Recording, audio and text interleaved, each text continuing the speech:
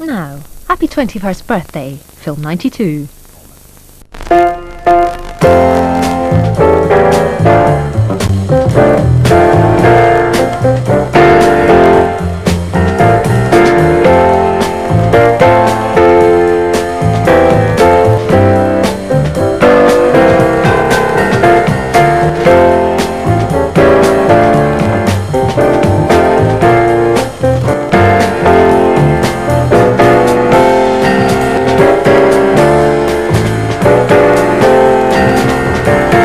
Good evening. Tonight, Joseph Losey talks about the assassination of Trotsky. Michael Caine teams up with Mickey Rooney in Pulp. We take a look at Shirley MacLaine in the possession of Joel Delaney, and we'll be looking at the work of the British Film Institute Production Board. Don't you just hate it when that happens? It's like taking a girlfriend home and having your mum bring out all those snaps showing what a beautiful baby you used to be. Ah, well, good evening. Tonight, to celebrate the film programme's 21st birthday, we'll be digging out more archive stuff like that. But now let's go back to 1971, when the film programme made its debut. In that year, the top-grossing movie in America was Love Story. Yuck! And in Britain, it was Would You Believe on the Buses. At the Oscars, The French Connection won the awards for Best Film, Best Director, William Friedkin, and Best Actor, Gene Hackman, while Jane Fonda was Best Actress for Klute. And the three most popular box office stars were, in descending order, John Wayne, Clint Eastwood, and Paul Newman. The film programme, this programme, actually began in November. All right, so we're a bit early with the celebrations. Big deal. The first presenter was Jackie Gillett, but over the years a wide variety of people have for varying periods of time sat in this very studio, though not in this very chair, because that's been changed frequently to protect the incumbent's posterior. However, see how many of these you remember.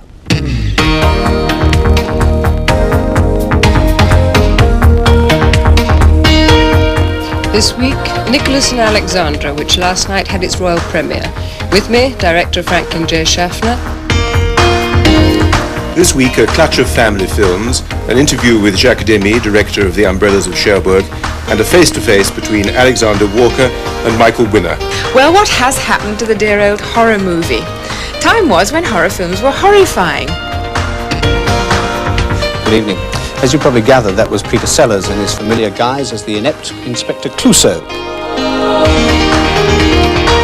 My name is Tina Brown, and I'll be with you for the next 3 weeks looking at the new releases.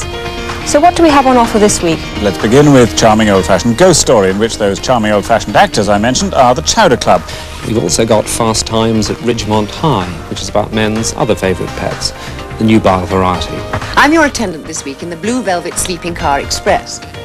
No, I'm not. I'm announcing this week's competition called Guess Who's Presenting Now. Good evening. Sometimes I think that being paid to go to the movies is a definition of paradise, and sometimes I sit there thinking, what on earth am I doing watching this tripe?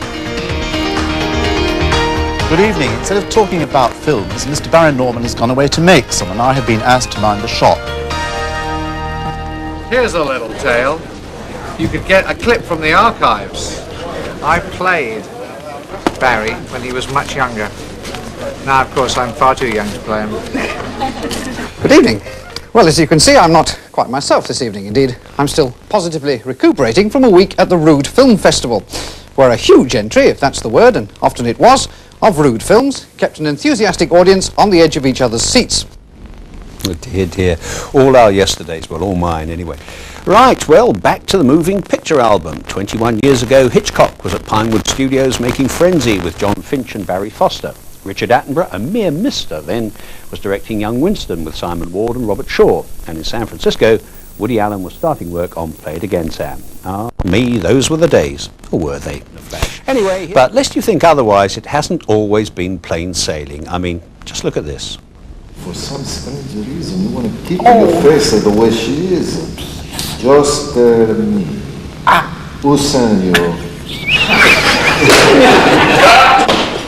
Sorry about that. What is the point, though, of announcing it all so soon here? Is that simply to get distributors and exhibitors interested in the idea that this film is about to be made?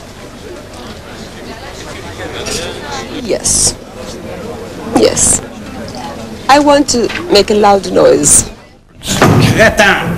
Crétin! Vraiment crétin! Moi, je fais une fatigue de venir ici, tu comprends? Jette-les dehors, finissent de comparer tes presses, merde! Ce sont les gens qui travaillent ici, et le voto, idiote! Analphabète, mongoloïde. Bien. Idiote, t'as l'air, fume la cigarette, pute là, et fais le bruit! The character description is a woman who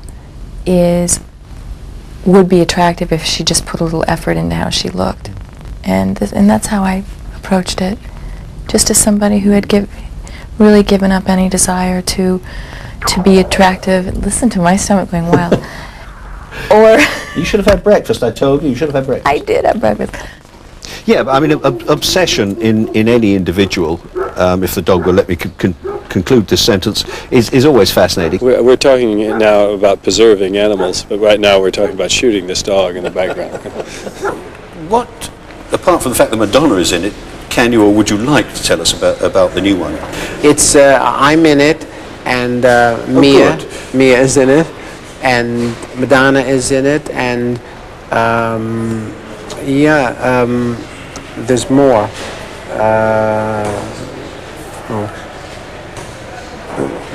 Oh God, there's more. It will come to me. I don't know why I'm. John Malkovich. What's his name? The young kid that was in The Grifters. Wonderful young actor. If we leave the two of them go, what is your name? Julia. Oh, Julia, yeah. Yes. So, if we could... And then sometimes an officious Jobsworth, in this case at a screening in Cannes, so messes up your plans as to make even the most equable of men utter a deleted expletive.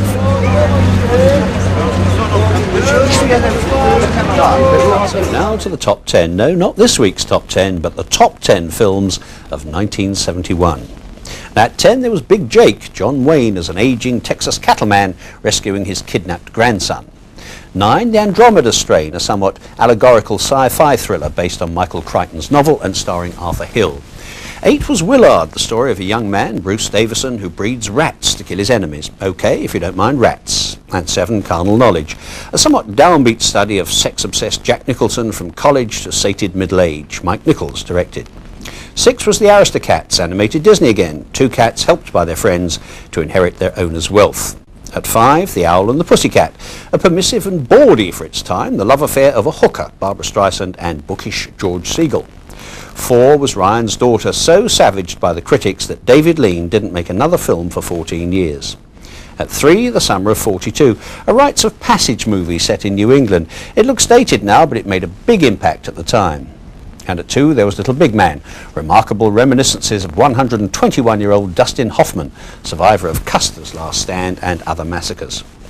And of course the number 1 film, Love Story, Ali MacGraw, Ryan O'Neal, in a weepie that was sheer pap in 1971 and hasn't got any better. But if you want to know who to blame for the nostalgia to which you've been subjected tonight, I will tell you. You must blame Ian Johnston, who is now the film critic of the Sunday Times, but who 21 years ago was the BBC producer who devised Film 71. For the moment, here's a final look at some of the faces that have appeared on the film programme these last 21 years, not least among them my fellow critic, Eric Idle, who reminds me strongly of someone I used to know. Goodbye. Well, that's all from this edition of Film 75, and indeed from this series. We hope to be returning in the autumn with another series, which will be called, surprise, surprise, Film 79, and which will, of course, be 4 years ahead of its time. So until then, it's good night from me, and it's good night from him.